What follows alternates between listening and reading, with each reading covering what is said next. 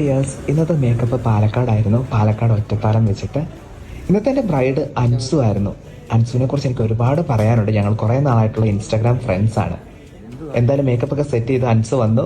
Incidentally ഞങ്ങളുടെ രണ്ടുപേരുടെയും dress code ഇന്ന് സെയിം ആയിരുന്നു. അപ്പോൾ അധികം ഞങ്ങൾ വർത്തമാനം പറയുന്നില്ല. മേക്കപ്പ് ഒക്കെ സ്റ്റാർട്ട് ചെയ്തു.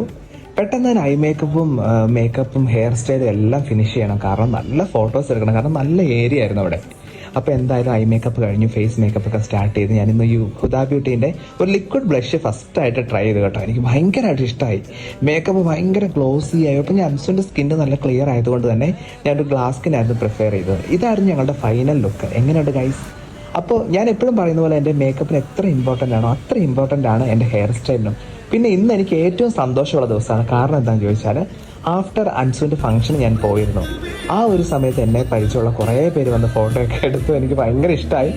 അപ്പോൾ ആ ഒരു സമയത്ത് അൻസുവിൻ്റെ മേക്കപ്പും ഹെയറും അത്ര നന്നായിട്ട് ലാസ്റ്റിങ് ചെയ്തു. എനിക്ക് ഒത്തിരി ഇഷ്ടമായി. അപ്പോൾ ഇതുപോലെയുള്ള ബ്രൈഡുമായിട്ട് വീണ്ടും കാണാം. ബൈ.